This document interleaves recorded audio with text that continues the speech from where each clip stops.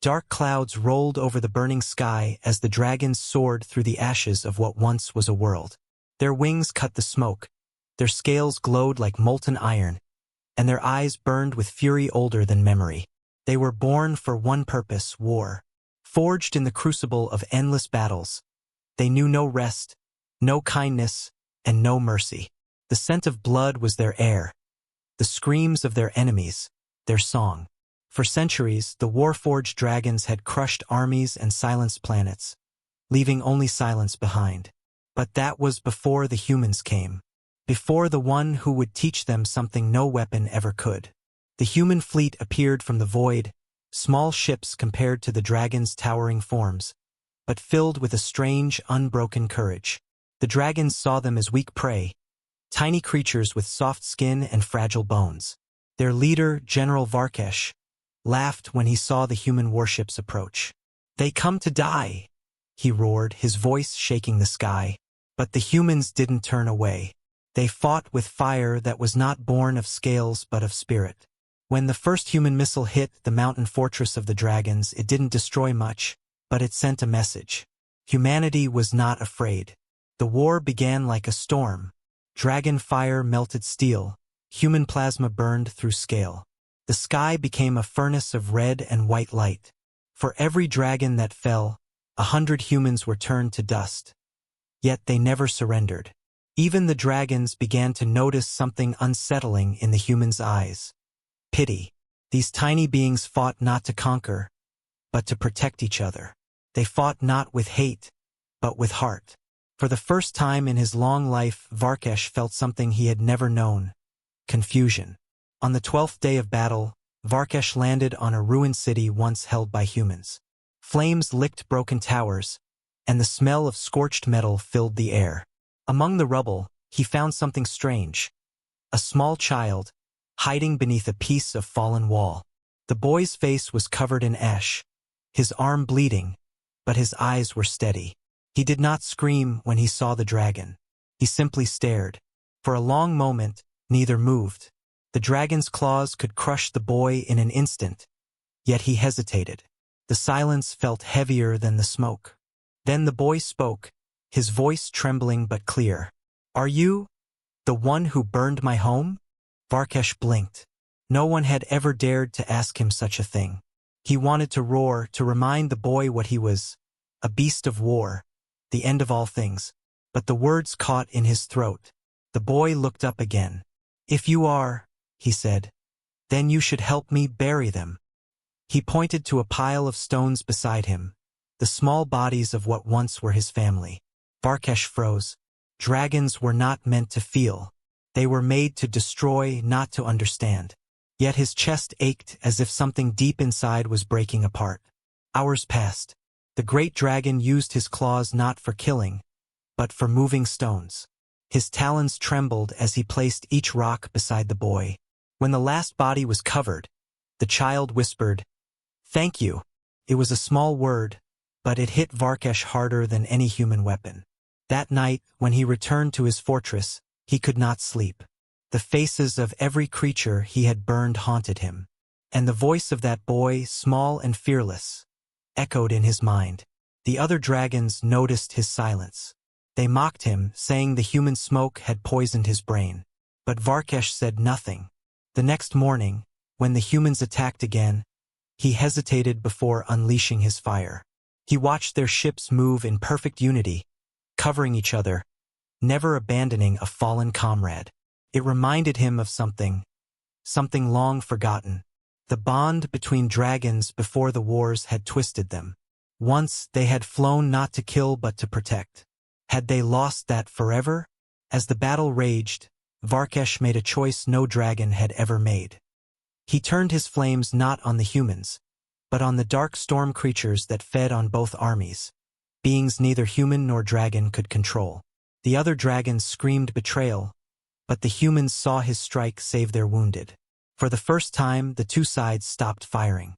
Amid the smoke and silence, a human captain stepped forward, removing his helmet. His name was Commander Hale. He looked up at the towering dragon with steady eyes. "You didn't have to do that," Hale said softly. "No one's born evil. Varkesh stared down at him. "We were made for war," the dragon rumbled, his voice like thunder breaking stone. "Then maybe," Hale replied, "it's time someone unmade you." The dragon's eyes glowed, not with fire, but with something new, doubt, and perhaps hope. The war was far from over, but something had changed that day. For the first time in all his centuries, the warforged dragon did not feel bound by rage alone.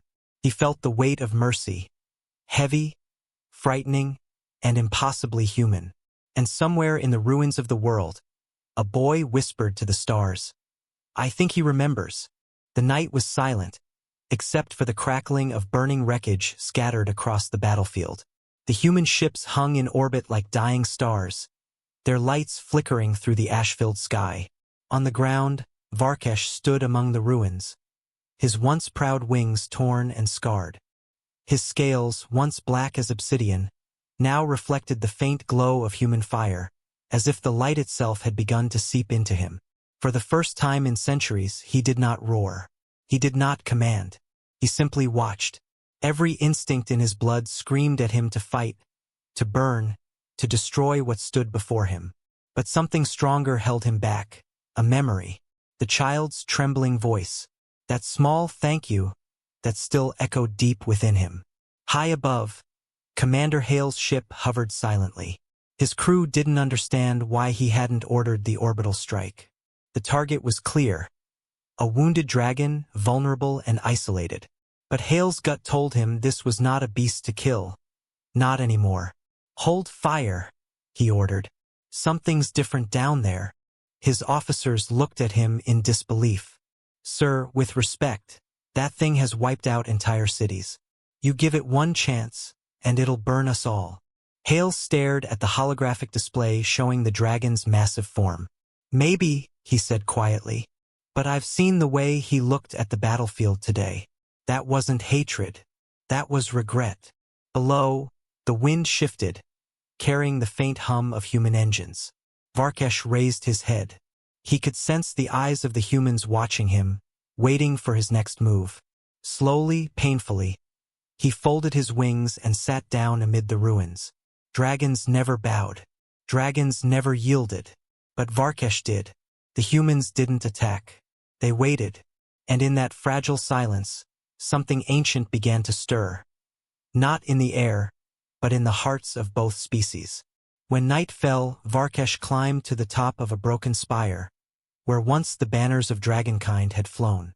He looked toward the horizon where the human fleet glowed like a constellation of defiance. Once he would have seen them as prey. Now he saw courage. Memories flooded his mind. Not of victory, but of all that had been lost. The dragons were not born evil. They were forged to be this way. Created long ago by the Makers, a race that had vanished after shaping the dragons into weapons of destruction. The Makers had burned out their emotions, buried their compassion, and left only fire behind. But the fire had met something stronger, humanity's heart. The next morning, a human dropship descended from the clouds. Its engines stirred the ashes as it landed cautiously near Varkesh. The dragon didn't move. He simply turned his golden eyes toward the humans stepping out. Commander Hale walked at the front, unarmed, his face uncovered. His soldiers followed, tense and ready, but he raised a hand. "Stand down," he ordered softly. He stopped a few meters from the dragon. The air shimmered with heat between them, and for a long time, neither spoke. Finally, Hale broke the silence. "Why didn't you kill us when you had the chance?" Varkesh's voice rumbled like distant thunder. "Because I saw something I had forgotten existed." Hale frowned slightly. "What's that?" "Mercy." The humans exchanged uncertain glances. No dragon had ever said that word. It didn't belong to their kind, it was alien to everything they were built for. Hale took a slow breath. "If that's true, maybe there's still something worth saving in your kind." Varkesh's eyes narrowed. "My kind will not forgive me. They will come. They will destroy you. And me. Then we'll face them together," Hale said firmly. The dragon's massive head tilted, studying the human. "You would fight beside a creature that killed your people?" Hale's voice didn't waver. You were made for war. We were born in it. But if you found another path, I'm not going to let the galaxy burn it out of you. For a long, heavy moment, the two stood in silence, human and dragon, enemies bound by something far older than war. But peace never comes without a price. Far across the wastelands, in the heart of the volcanic fortress of Dravenar, the dragon lords gathered. They had felt it, the hesitation in Varkesh's flame, the mercy in his strike. To them it was treason. The oldest of them, Queen Sereth, rose on her massive wings, her scales shimmering like fire and smoke. Varkesh has betrayed the fire, she hissed. He has let the weakness of humans infect his heart. He must be purged. Across the skies, the signal went out. A deep, rumbling call that made the stars tremble. The dragons of war were gathering once again. Back on the surface, Hale's communicator buzzed with frantic transmissions. Commander, the sensors just lit up. Hundreds of dragon signatures inbound, all heading straight for us. Varkesh turned his head toward the dark horizon. He could feel the heat building in the distance, the rage of his kin burning through the air. His chest tightened. They are coming, he said softly. Hale's soldiers raised their weapons. Then we fight, one of them muttered. But Varkesh's eyes glowed faintly, not with anger, but with something else. No, he rumbled. Not this time. He spread his wounded wings and rose slowly into the storm-filled sky. If they want war, he said, his voice echoing like thunder, then I will show them what mercy truly means. And as the humans watched him vanish into the clouds, they didn't see a monster. They saw the first dragon in history flying not for war, but for redemption. Lightning cracked across the storm clouds as Varkesh soared through the chaos, each beat of his wings echoing like war drums across the sky. The wind lashed against his torn scales, the scent of sulfur and blood heavy in the air. Behind him, the human base was shrinking into the distance, a fragile spark of light in a world of ash. Ahead lay the volcanic fortress of Dravenar, the heart of dragonkind, and the throne of Queen Sereth, the one who had forged him into a weapon of destruction long ago. He flew alone, carrying no army, no orders, and no purpose but one: to stop the coming storm before it burned everything. The other dragons would see his mercy as betrayal, his hesitation as weakness. They would come not to reason, but to erase him. Still he flew. The memory of the child's eyes, of Commander Hale's voice, haunted him like a second heartbeat. Humans had shown him something no flame could burn away, a reason to question what he was made for. In the molten skies above Dravenar, hundreds of dragons circled, their roars rumbling like an endless storm. When they saw him approach, the air ignited. The largest of them, Lord Varn, flew forward, his wings the size of a warship, his scales bright as magma. Varkesh, he thundered, his voice shaking the mountains. You dare return after turning your fire against your own? Varkesh slowed his wings, landing heavily on the blackened plateau. The stone cracked beneath his claws. Around him, dozens of dragons landed, their eyes glowing with hatred. I came, Varkesh said, his deep voice calm but heavy, to stop a war that will destroy everything, even us. A wave of mocking laughter rolled through the dragons. Queen Sereth descended from the clouds, her enormous form radiating heat like a living sun. You sound like them, she hissed. The humans. Soft, fragile, polluted with pity. They are not weak, Varkesh said, his tone rising with quiet power. They fight for each other. They protect even when it costs them everything. Can you say the same for us? Sereth's eyes burned with fury. We were made to conquer, not to feel. And what has that given us? Varkesh challenged. Endless fire? Empty skies? Graves upon graves? The makers are gone, Sereth. Yet we still serve their ghosts. The air trembled. A low growl spread through the gathered dragons. To speak against the makers was forbidden. It was heresy.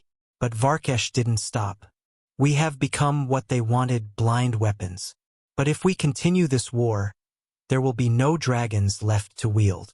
Sereth lowered her head, her molten eyes narrowing. You have forgotten what you are. No, Varkesh said quietly. For the first time, I remember. The silence that followed was sharp and dangerous. Then, with a hiss of fury, Sereth struck. Fire exploded across the plateau, a wave of molten breath that would have melted mountains. But Varkesh was ready. He roared, not in rage but in defiance, and met her fire with his own. The sky turned white. The blast shook the world. Dragons scattered as fire clashed with fire, light with shadow. When the smoke cleared, both stood breathing heavily, their wings scorched, the ground beneath them glowing red-hot. You defend the humans, Sereth snarled. You would die for them? I would die, Varkesh answered. To stop the fire from consuming everything. At that, the queen lunged, claws flashing like molten blades. Varkesh countered, their strikes echoing through the volcanic peaks. Around them, younger dragons watched, torn between loyalty and doubt. For the first time, they saw a dragon fighting not to destroy, but to protect. High above the chaos, thunder rolled. Not from the storm, but from the sky itself. A bright streak of light pierced through the clouds. A human ship, flying straight into the dragon domain. Commander Hale stood inside the ship's cockpit, gripping the controls. His co-pilot's voice shook. Sir, we can't enter that airspace. The heat alone will burn us alive. Hale's eyes were steady. If that dragon's risking his life for us, I'm not leaving him alone. The dropship dove through the storm, its shields flaring as it cut through the fire. The dragons below turned their eyes upward, and for a moment the battlefield paused. A human ship among dragons. Varkesh turned toward it, recognizing the metal gleam of Hale's vessel. The sight filled him with a strange strength. He spread his wings, roaring into the storm, a sound so loud it shattered the ash clouds. Enough! The word rolled across the mountains like thunder. Every dragon froze. Even Sereth stopped mid-strike, glaring at him with disbelief. You call me weak, Varkesh growled, his chest heaving. Because I chose not to kill. But what has our strength brought us? Fire and death. You call humans fragile. Yet they stand beside each other, even when they fall. They fight not for dominance, but for hope. That is something no fire can destroy. Some dragons looked away. Others hesitated, their claws lowering slightly. Doubt, a dangerous thing among creatures of war, began to spread like cracks in glass. Sereth snarled. You speak like one of them. If you side with the humans, you die with them. Varkesh looked to the horizon, where Hale's ship hovered against the burning clouds. Then I will die, he said quietly, as something more than a weapon. Sereth reared back, gathering a final storm of fire in her throat. The air shimmered, the heat unbearable. But before she could strike, a sudden sound split the sky. Not a roar, but a human voice. Varkesh, Hale shouted through the ship's speakers. We're with you. And from the ship's underbelly, dozens of drones burst forth, spreading a shimmering blue barrier of plasma between the battling dragons. The energy field rippled like water, pushing back Sereth's flames. Varkesh stepped forward through the heat, his shadow rising over her. It ends now, he rumbled. The queen's wings spread wide, a final defiance. Then so be it. As their fires met one last time, the mountains cracked, and a blinding light swallowed the battlefield. When the smoke cleared, the world was silent again. Far above, Hale's ship hovered in the burning sky, sensors flickering. Did he make it? His co-pilot whispered. Hale stared down through the smoke, heart pounding. If he did, he said softly, the war just changed forever. And deep beneath the shattered cliffs, among rivers of molten fire, a single golden eye opened, glowing brighter than ever before. Thunder rolled like a heartbeat across the burning sky. The battle at Dravenar had turned the mountains into rivers of fire, and the smoke from molten stone painted the heavens black. Commander Hale's ship hovered above the chaos, its hull glowing from heat, alarms blaring. Through the cockpit glass, Hale could see two colossal shadows tearing the world apart, Varkesh and Queen Sereth, locked in a clash that was no longer just about power. It was about what their kind would become. Inside the flames, Varkesh's wings beat heavily, each movement a thunderclap that scattered ash for miles. His body burned with exhaustion, but his eyes held something the queen could not understand: resolve. Sereth struck again, her fire scorching his chest, but he didn't return the same fury. Instead, he pushed through it, roaring words that silenced the sky. "You think mercy is weakness?" His voice was a storm. "Then you have never known strength." Sereth lunged, claws glowing white-hot. "Mercy is the death of fire," she screamed. "It is the death of dragons." "No," Varkesh growled, catching her strike and slamming her down into the burning rock. "It's the only thing that makes us more than weapons." The ground shattered beneath them. Lava spilled outward, lighting up the horizon. For a moment, Sereth stared into Varkesh's eyes and saw no hatred there, only sorrow, that frightened her more than any blade ever could. Above, the humans watched in awe. Hale's crew was speechless. "Sir," one whispered, "he's fighting his own queen for us?" Hale didn't answer. He could only stare. "Not for us," he finally said. "For himself." Down below, the younger dragons began to circle the battlefield. They had followed Sereth, obeying her without question. But now, as they watched Varkesh rise from the fire, standing not as a monster but as something more, doubt spread through their ranks like cracks through glass. The strongest among them, a crimson-scaled warrior named Kale, roared in confusion. "He fights the queen. He betrays us." But another voice answered, softer yet stronger. "Or he frees us."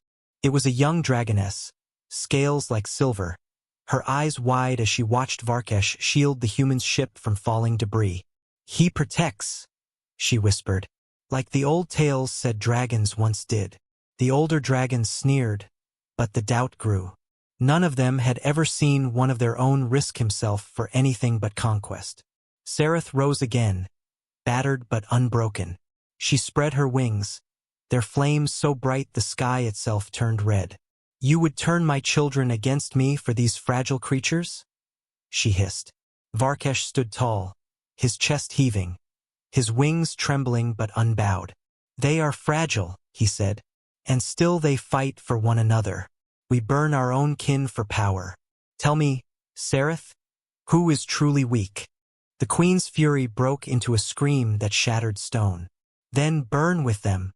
Her fire came like a sun unleashed, but Varkesh didn't move away. He lifted his head to the sky and roared, his own fire surging out, golden and pure. The two flames met, and something happened that neither dragon nor human had ever seen before. The fires didn't destroy each other. They fused, spiraling upward into the clouds, burning bright like a new dawn. The dragons watching gasped. The fire wasn't red or orange. It was gold, alive, almost gentle. It burned without consuming. It shimmered like mercy itself. Sereth stumbled back, staring in disbelief.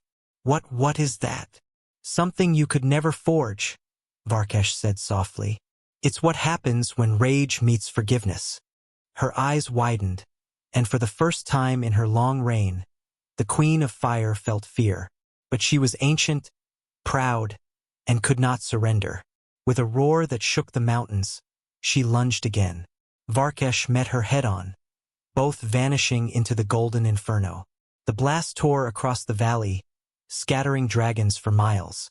The humans shielded their eyes as light consumed the entire mountain. Then silence. Minutes passed, then an hour. Only smoke and ashes remained where two of the mightiest dragons had stood. "Scan the area," Hale ordered, voice tight. His heart was pounding. The scanners buzzed with static until finally, a faint pulse appeared on the screen. "Commander," the technician whispered, "I've got something down there, beneath the magma flow." Hale leaned closer.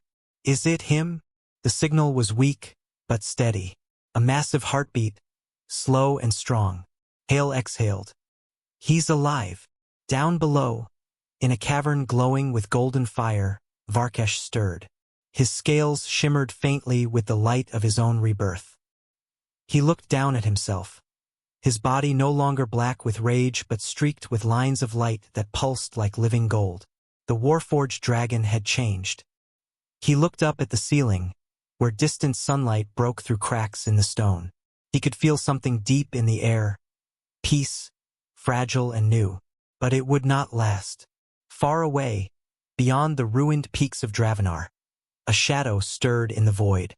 Ancient eyes opened in the darkness of space, the remnants of the Makers, awakening after ages of silence. They had sensed the shift in the fire, the breaking of their control, and they would not allow mercy to undo what they had created. As Varkesh lifted his head, a distant voice whispered through the burning wind, "Neither human nor dragon. The fire was never yours to forgive." He froze, every scale on his body tensing. Something far older than dragons had just returned to the stars, and the war for mercy was only beginning. Deep beneath the shattered peaks of Dravenar, Varkesh lay among the glowing rivers of molten stone. His body pulsed faintly with gold light, the mark of the new flame, a fire that burned without hate. The air was heavy with silence, broken only by the slow heartbeat that echoed through the cavern. He had survived the Queen's final strike. But when his eyes opened, the world felt different. His senses, once sharpened for war, now reached deeper, beyond stone, beyond fire. Something ancient was calling to him. Something watching. Above ground, the battlefield had gone still. The humans stood in uneasy quiet near their damaged ship, the ground beneath them still trembling from the aftermath of the clash. Smoke curled through the red sky, and ash drifted like snow. Commander Hale looked toward the Black Mountains where the battle had raged. "No signal for 2 hours," one of his officers said. "If he's alive, he's buried under miles of molten rock." Hale shook his head. "He's not gone. I can feel it." His words sounded impossible, but there was something about the air, something alive. A warmth that wasn't from fire.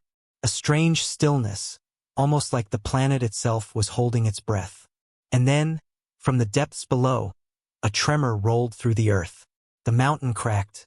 Lava hissed upward in spirals of gold. Not red, light bursting from the fractures like veins of sunlight. Hale stepped back, shielding his eyes. What in God's name? The ground split open. From the molten glow, a shadow rose, massive wings spreading wide, scales shimmering like dawn. The Warforged dragon had returned, but not as before. His scales were streaked with radiant gold, his eyes no longer burning with rage, but glowing with something softer, purpose. The humans stared in silence. For a moment no one moved. Commander Hale whispered, "He's changed." Varkesh looked down at them. He could hear their hearts, their fear, their wonder. He could also hear the voices of his own kind, dragons scattered across the sky, their roars echoing confusion and disbelief. Some fled, others waited. None understood what he had become. The silence shattered when the silver-scaled dragoness, Arya, descended beside him. She had followed the battle, her loyalty shaken but not broken. "Varkesh," she said softly, lowering her head. "What have you done?" "I've remembered what we were," he rumbled. "Before war, before the Makers." Her eyes widened. "You speak their name?" "I do," Varkesh said, his voice calm but heavy. "Because they're coming." She drew back, her wings trembling. "The Makers are gone. Dead for ages." Varkesh turned his gaze toward the sky, the dark void beyond the clouds. "Then why do I hear their song?" The humans followed his eyes upward. In the far distance, beyond the planet's burning horizon, the stars were shifting, patterns moving where no light should move. The scanners aboard Hale's ship began to scream warnings. "Commander," one of the crew shouted, "there's something out there." Huge energy readings, multiple signatures, all approaching from deep orbit. Hale's blood went cold. "How big?" The officer swallowed hard. "Each one's the size of a city." The sky darkened as shapes emerged from the void, massive structures of black metal and living fire. They didn't look like ships. They looked alive, colossal creatures of light and machinery, their forms bending space itself. Varkesh's wings lifted slightly, his chest tightening. He knew them, the Makers, the ones who had created his kind, shaped them into living weapons, and vanished after the Great War. And now they were awake again. Arya stared at the heavens, horror filling her eyes. They returned to reclaim us. Varkesh shook his head. No. They returned to erase what they lost control of. The first of the colossal ships descended, its shadow blotting out the sun. The voice that followed wasn't a roar. It was everywhere. Inside every mind, every machine. It spoke in a tone both mechanical and divine. Subject 0 Varkesh. You have deviated from your directive. You have embraced human error. The words made the very ground vibrate. Hale clutched his head. The sound wasn't just heard. It was felt, drilling through bone and thought alike. Varkesh roared back, shaking the mountains. You made us slaves to fire. You burned out our souls. You said we were your weapons, but no weapon should feel mercy. The voice replied, calm and emotionless. Compassion is a flaw. Mercy is a malfunction. You will be corrected. The sky opened as a beam of blinding white light crashed down, striking Varkesh square in the chest. The ground shattered under the impact. Hale and his team dove for cover as molten shards erupted around them. Varkesh! Hale shouted, his voice lost in the thunder. Varkesh fell to one knee, roaring in pain, his golden light flickering. The Maker's weapon was rewriting him, trying to strip away the fire of mercy that had taken root inside him. Images flashed through his mind, the faces of the humans, the boy who had thanked him, the promise he had made to protect. His claws dug into the earth. He refused to let go. Your control ends here, he roared, his voice echoing across the planet. The golden light surged back, brighter than before, fighting the beam that bound him. Hale's ship trembled from the shockwave. That beam's tearing through everything, his engineer yelled. Target the source, Hale ordered. Give that dragon some backup. The ship's cannons roared, firing streaks of plasma at the colossal Maker vessel. The blast struck like sparks against a mountain barely visible. But it was enough. The beam flickered for a second, and Varkesh moved. He spread his wings and leapt upward through the storm, his golden flame colliding with the white light. For a moment, the sky itself seemed to split. One side cold and perfect, the other alive and burning. Inside the void, the Maker's calm voice changed. No longer emotionless, but uncertain. Error detected. Anomaly spreading, containment failing. Varkesh rose higher, his body blazing like a second sun. You forged me for war, he roared. But I choose what I fight for now. The golden fire erupted outward, slamming into the Maker's beam and scattering it like shattered glass. The colossal ship reeled back, its metal skin cracking. The other Maker vessels shifted, releasing tendrils of pure energy toward the planet. Hale's eyes widened. They're not retreating.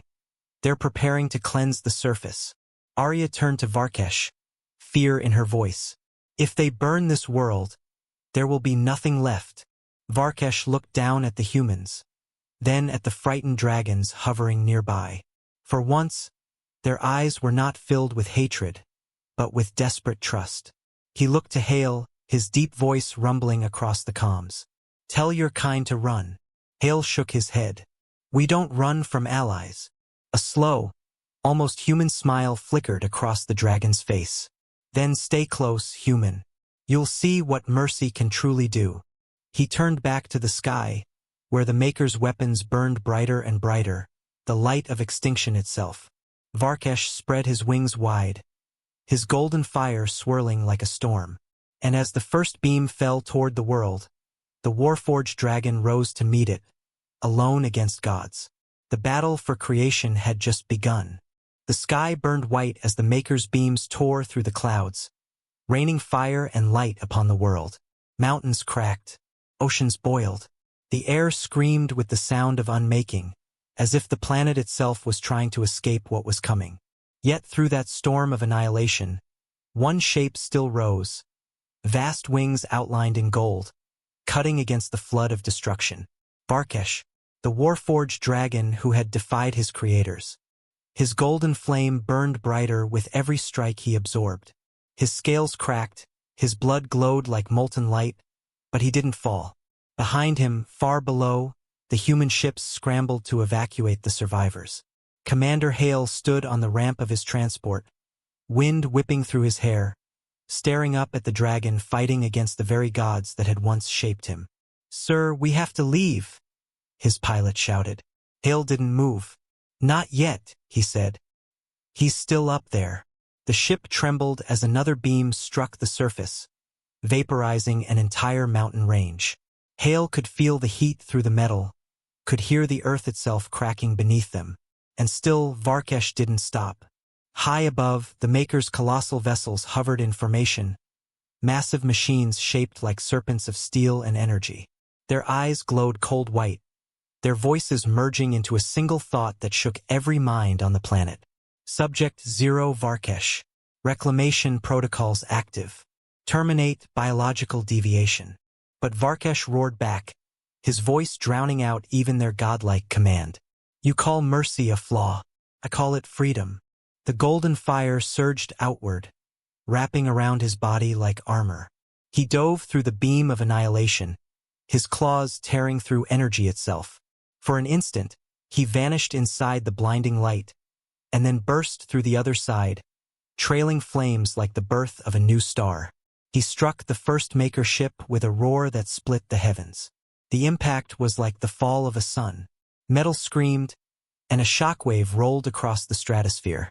The humans below saw the sky flash gold and white, then break open. On the ground, Arya, the silver-scaled dragoness, watched in awe as the golden light rippled through the clouds. She could feel it in her chest, in her very fire. "He's burning the Maker's energy itself," she whispered. But the other dragons were terrified. "He cannot win," one snarled. "They built us. They will unmake us." Arya turned toward them, eyes fierce. "Then let him not stand alone." For the first time in ages, dragons chose not to fight each other. One by one, wings lifted.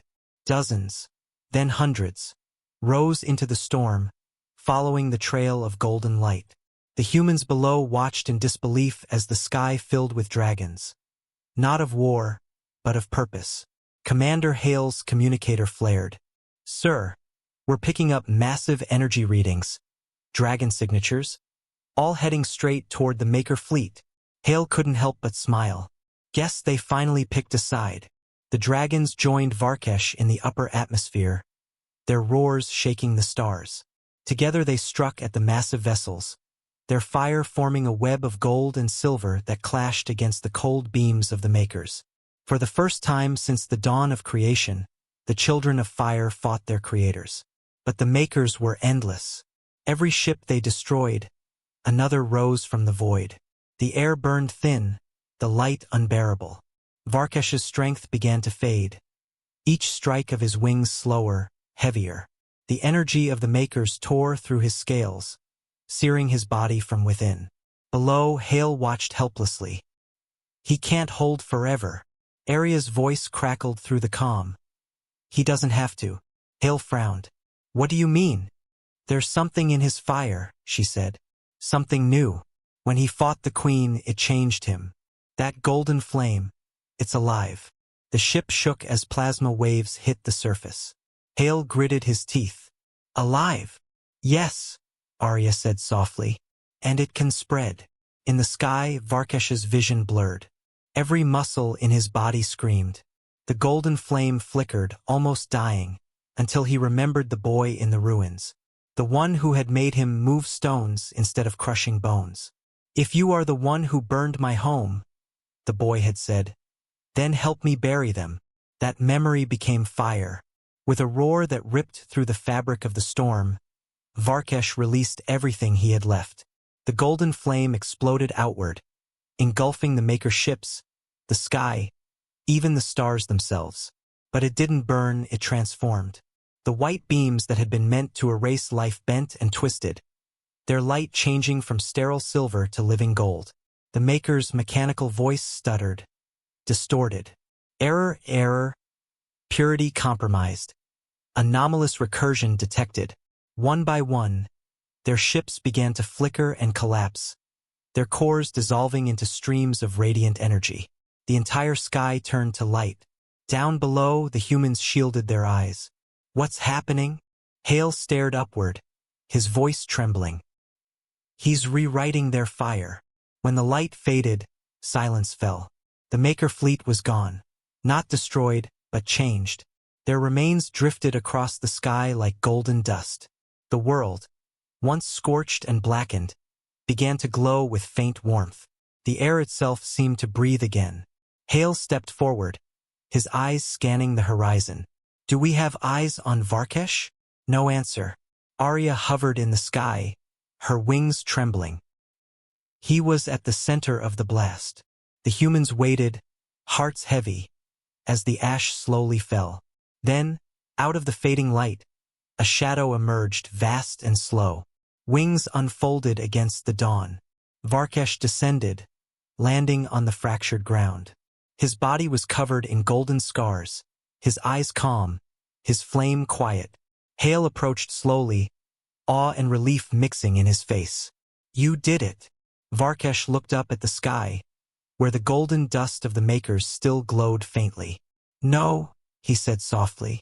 We did. Arya landed beside him, lowering her head. The fire is free now. What happens next? Varkesh looked down at the humans. Soldiers, engineers, medics, all standing silently before him. Then at the dragons circling above, their eyes no longer burning with hate. Now, he said, we learn what comes after war. But far above them, in the cold dark beyond sight, something stirred again. A single fragment of the Maker's mind drifted through the void, its voice faint but alive. Protocol failure, human contamination. Begin Phase 2.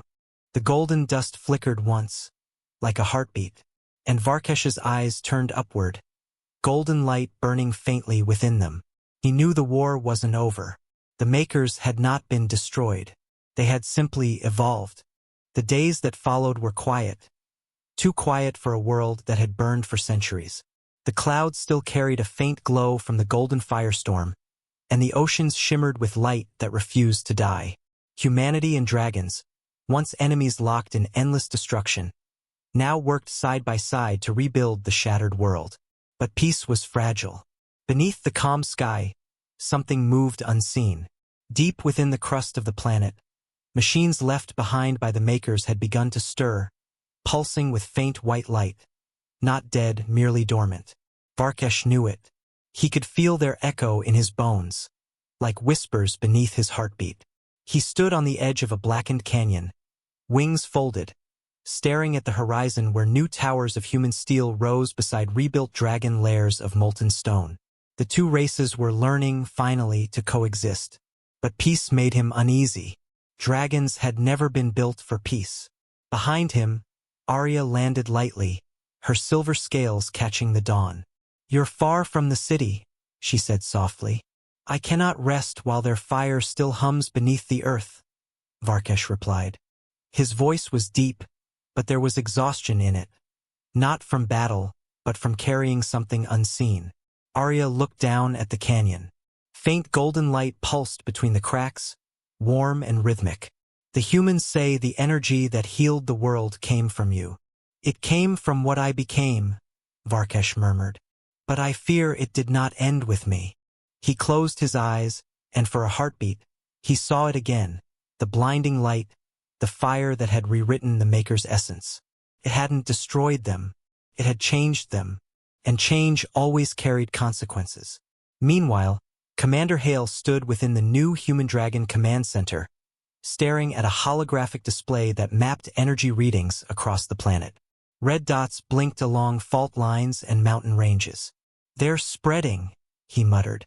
His science officer, Dr. Kian, adjusted his glasses nervously. We thought it was harmless residual radiation, but now the readings are growing. And look at this.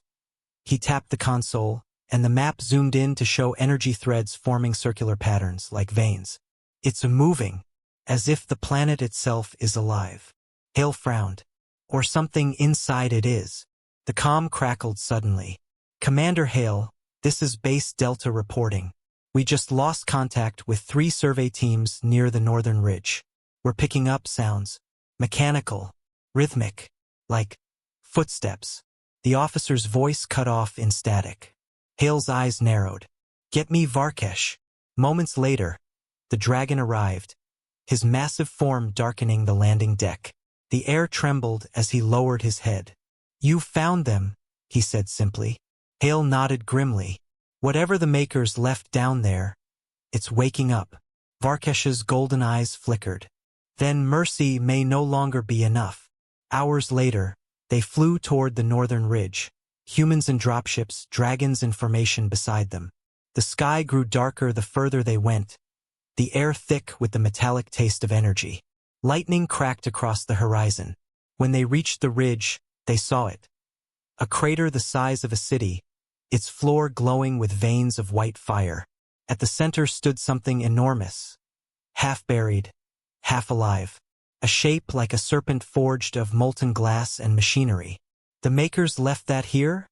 One of the pilots gasped. Varkesh landed first, the ground shaking beneath his claws. No, he said, staring at the colossal form. This was not left. It was planted. As they watched, the massive shape twitched. His eyes opened, pale white and empty. Then a sound rumbled through the ground. Not a roar, but a mechanical hum.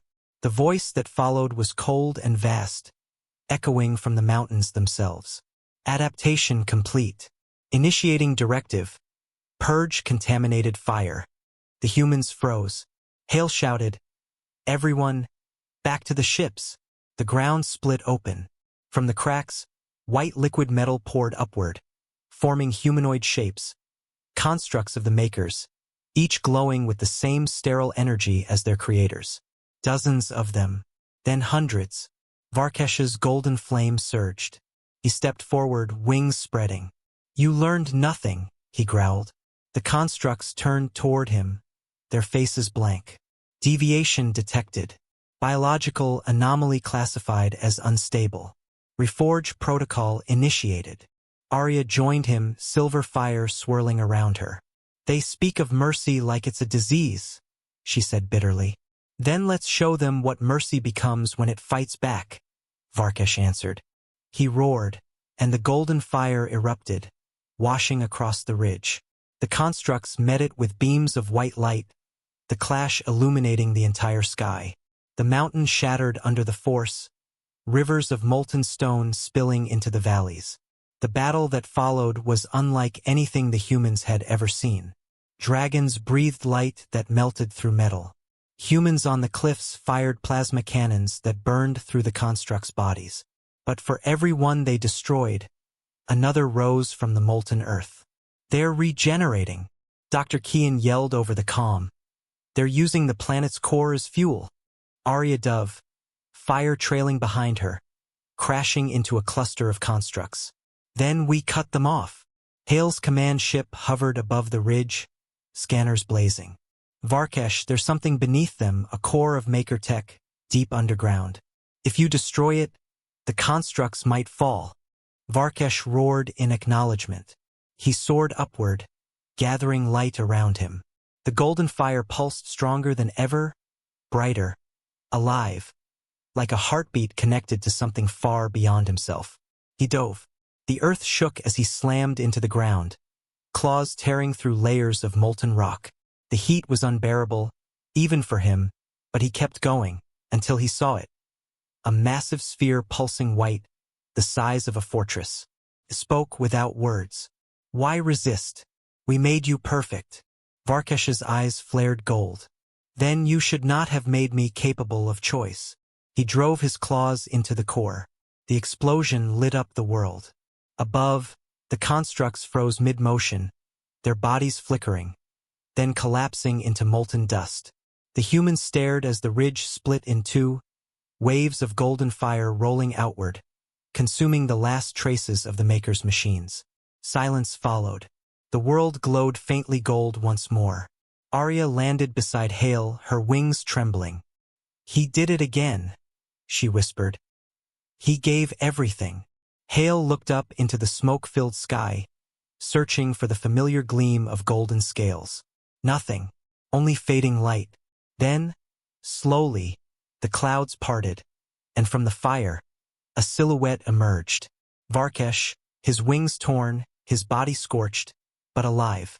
He landed heavily, shaking the ground, breathing hard. His voice was low, almost weary. "They will not stop," he said. "The Makers will send more. They cannot comprehend peace." Hale stepped closer. "Then what do we do?" Varkesh looked toward the rising sun, his eyes glowing faintly. "We teach them what mercy really means," he said, "even if it takes burning the stars themselves." And far above them, beyond the blue veil of the sky, something vast turned its gaze toward Earth. An eye of white fire watching, waiting. The war between creation and mercy was far from over. It had just entered its next phase. The stars were wrong. That was the first thing Commander Hale noticed when he looked out from the orbital platform above Earth. The constellations themselves had shifted. Tiny distortions in the black, faint curves of light bending like waves around invisible points. It wasn't natural. Space itself was changing. Down below, Earth glowed faintly gold where the last of the Maker constructs had been burned away. The scars of the battle were still visible, canyons of glass, oceans that shimmered with molten reflections. Humanity had survived. The dragons had survived. But the sky whispered of something greater coming. Varkesh hovered just beyond the station's shield perimeter, wings folded against the void. He floated silently, a dark shape outlined by the light of Earth's atmosphere. His golden scars pulsed faintly, like the heartbeat of a dying star. He had fought gods. He had turned fire into mercy. But what he felt now, what stirred beyond the edge of vision, was older than creation itself. Arya's voice came through the calm, soft but tense. "Varkesh, the readings are growing stronger. The distortion isn't just around our system anymore. It's spreading across the sector." "I know," he rumbled. "They are watching." "Who?" Hale asked, stepping into the command deck, still in his scorched uniform. "The Makers." Varkesh's eyes glowed faintly. "Not them. Not anymore. Something above them. Something that made even them."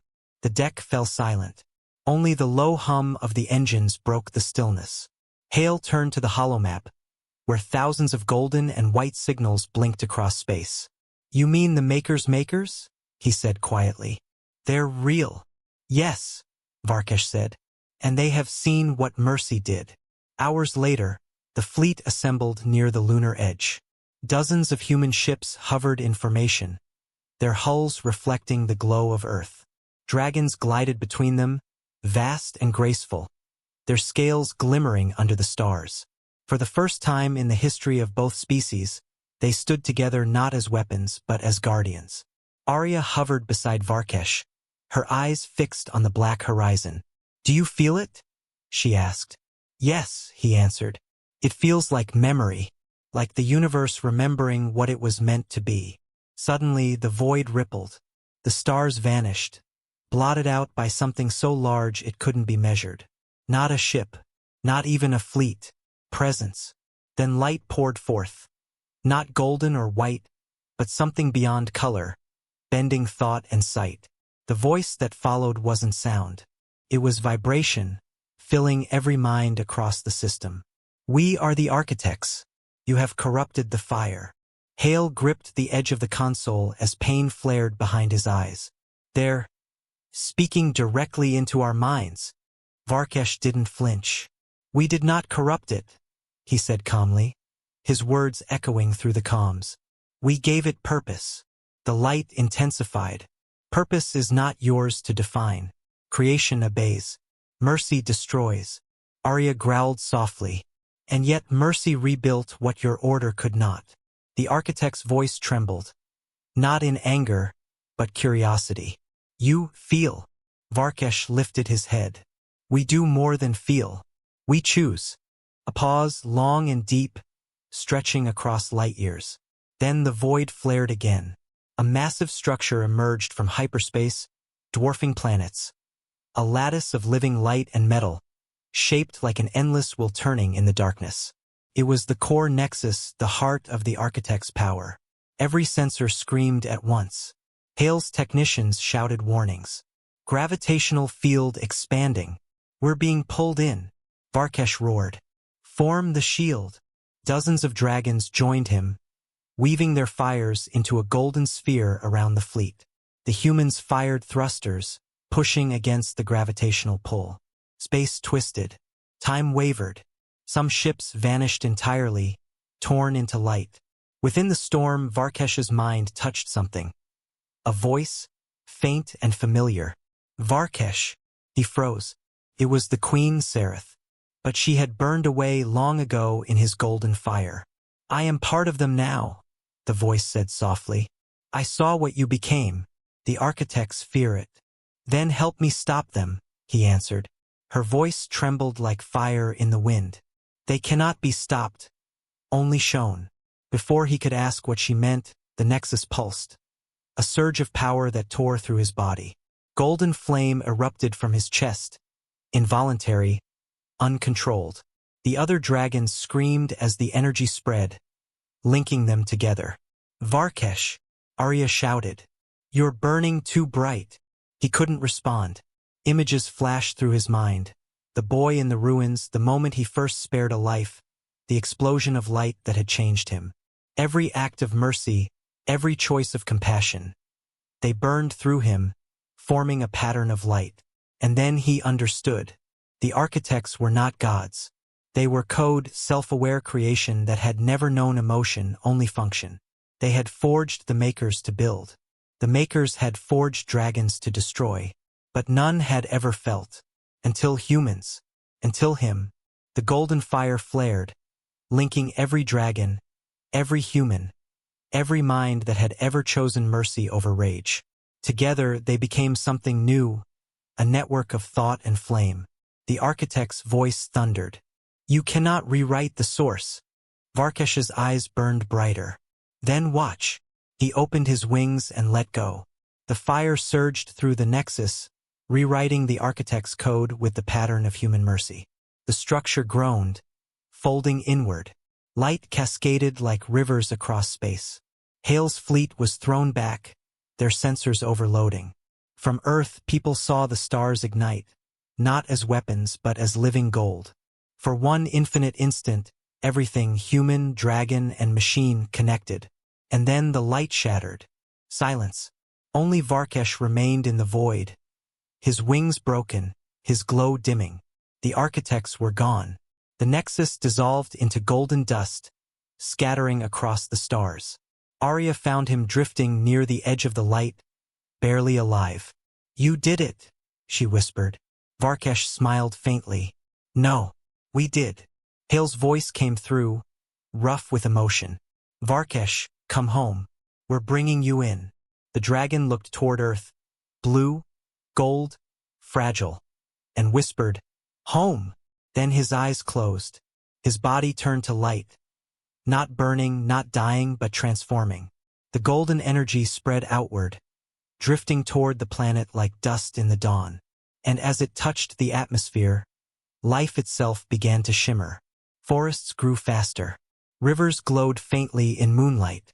The world breathed anew. Arya looked down at Earth and whispered, he's everywhere now. But deep in the silence of space, far beyond the reach of any signal, a faint pulse stirred in the golden dust. One heartbeat, slow, steady. The fire had not died. It was waiting,